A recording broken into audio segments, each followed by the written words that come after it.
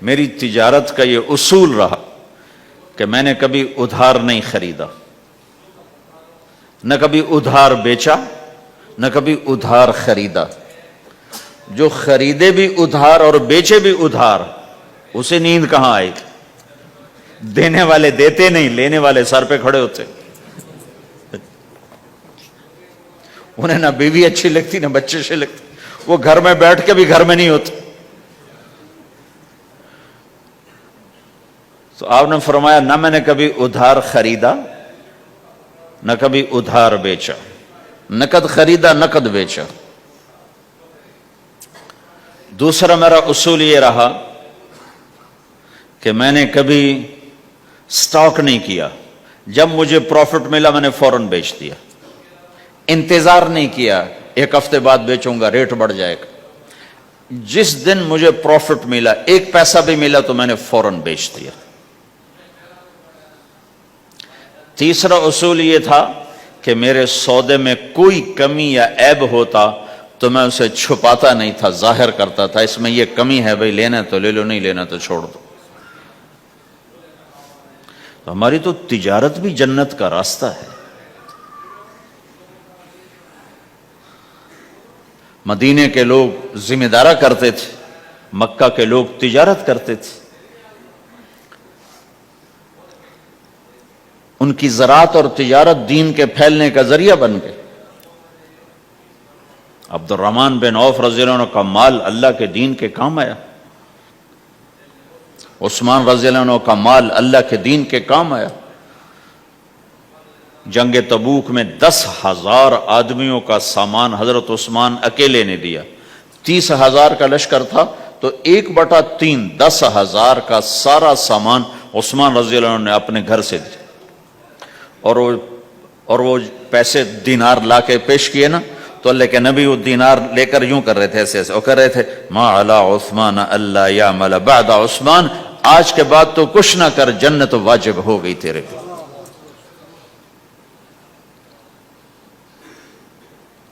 تو بھائیو، ہمارا دین صرف ہمیں عبادت نہیں بتاتا، بازار کی زندگی بتاتا ہے کہ مسلمان بازار میں کیسے ہوتا ہے۔ کسی کے ہاں ملازم ہے تو اس کی نوکری کیسی ہوتی ہے، اس کی دیانت کیسی ہوتی ہے، اس کا بول کیسا ہوتا ہے۔ وہ پیسے پہ قربان نہیں ہوتا، وہ پیسے کو ایمان پہ قربان کرتا ہے۔ تو آپ کی تجارت بھی دین کے پھیلنے کا ذریعہ بنے گی۔ کہا یا رسول اللہ، مسلمان جھوٹ بول سکتا ہے؟ ہم نے کہا جھوٹ نہیں بول سکتا۔ آپ نے فرمایا میں اپنے امت میں ہر عیب کی توقع رکھتا ہوں کہ میرا امتی ہر گناہ کر سکتا ہے لیکن 2 کام نہیں کر سکے گا اگر وہ میرا امتی ہے، ایک جھوٹ کبھی نہیں بولے گا، ایک دھوکہ کبھی نہیں دے گا۔ اور یہ دونوں کام ہمارے پورے عروج پر ہیں۔ تو مسلمان دھوکہ نہیں دیتا کسی کو، مسلمان جھوٹ نہیں بولتا۔ تو اللہ کے نبی نے یہ نہیں فرمایا جو نماز نہیں پڑھتا وہ وہ مجھ سے نہیں ہے، میری امت میں سے نہیں، جو روزہ نہیں رکھتا میری امت میں سے نہیں ہے، زکوٰۃ نہیں دیتا میری امت میں سے، یہ نہیں کہا۔ آپ نے کہا من غش فلیس منا، جس نے کسی کو دھوکہ دیا وہ میری امت میں سے نہیں ہے، میری امت سے خارج۔ تو آپ کی تجارت پاناما میں ایسی تجارت ہو کہ وہ اسلام کا بولتا ثبوت بن جائے۔ آپ کی جاب ہے تو ایسی ہو کہ اسلام کی پورا انڈونیشیا جو مسلمان ہوا ہے، مسلمان تاجروں کی تجارت سے مسلمان ہوا۔ ملائیشیا، انڈونیشیا، فلپائن، ان علاقوں میں جتنا اسلام پھیلا ہے یہ تاجروں کی محنت سے پھیلا ہے۔ کہاں کے تاجر؟ یمن کے عرب تاجر، ان کے عالی اخلاق، ان کا سچا بول، ان کا صحیح ترازو، اس نے لوگوں کے قلوب کو پھیر دیا کہ یہ پیسے کے غلام نہیں ہیں۔ تو ہماری تجارت اس لیے نہیں کہ ہم پیسہ بنائیں، ہماری تجارت اس لیے کہ ہم تجارت میں اللہ کے احکام زندہ کریں، جس میں سب سے بڑا حکم سچ بولنا ہے اور دھوکے سے بچنا ہے، اور غلط کاروبار سے، غلط کام سے بچنا ہے۔ صرف ہم پیسہ نہیں کماتے، ہم اللہ کا امر دیکھتے ہیں کہ اگر میرے اللہ کے حکم کے مطابق ہے تو ٹھیک، اگر اس کے مطابق ہم چھوڑ دیں تو بھائیو اپنی پہچان کرواؤ سچائی کے ساتھ، دیانت کے ساتھ، دھوکے سے بچتے ہوئے۔ ایک تاجر مجھے بڑے فخر سے بتا رہا، فیصل آباد کی بات، کہ جی میں صبح صبح قرآن پڑھ رہا تھا دکان پہ بیٹھا ہوا، کپڑے کا تاجر، تو ایک گاہک آ گیا، کہا جی آپ قرآن پڑھ رہے ہو، بھلے آدمی لگتے ہو، تو میں نے بیٹی کے جہیز کے لیے کپڑا خریدنا ہے، تو میں نے کہا آپ سے خرید لیتا ہوں۔ تو وہ پھر ہنس کے کہنا جی میں نے 16 روپے میٹر والا کپڑا 48 روپے میٹر میں بیچ دیا۔ میں نے کہا واہ بھائی واہ، قرآن کی قیمت بڑی تھوڑی لگائی تو۔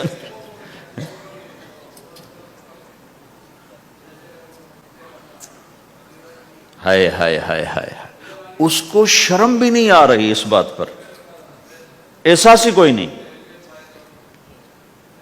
کہ اس نے قرآن پڑھتے دیکھ کر اعتماد کیا، اور اس نے قرآن سے ہی اس کو دھوکہ دیا کہ پورے بازار میں 16 روپے گز ہے وہ کپڑا، وہ 48 روپے اس کو بیچ رہا ہے۔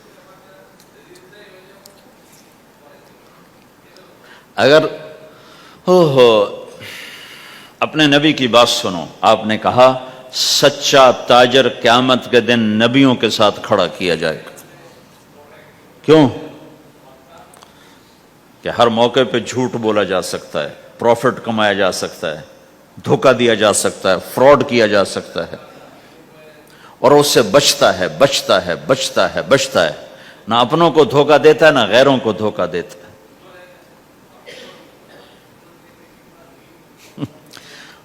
جب انگریز کا دور تھا تو وہ ایک دلی میں ایک جیب کترا تھا، جیب کاٹنے والا، تو وہ یہ سکھایا کرتا تھا لڑکوں کو، پھر ان کو بھیجتا تھا، تو اس کا ایک چیلا شام کو صرف 2 روپے لے کر آیا، 2 روپے لے کر، تو اس نے کہا بے وقوف آج سارے دن کی کمائی 2 روپے؟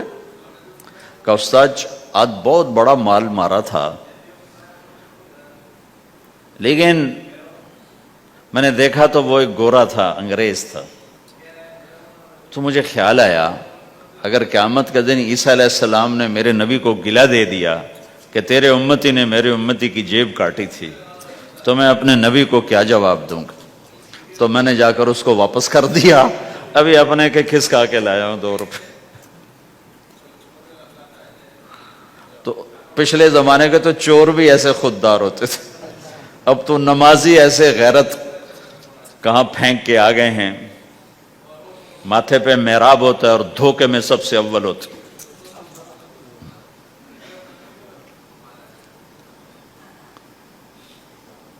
تو ہمارا اسلام صرف اس مسجد کی 4 دیواری میں نہیں ہے، ہمارا اسلام تو بارش کے قطروں کی طرح پھیلا ہوا ہے، آسمان کی بلندی ہے، آسمان کی وسعت ہے، جیسے اس سے زیادہ ہمارے دین کی وسعت ہے۔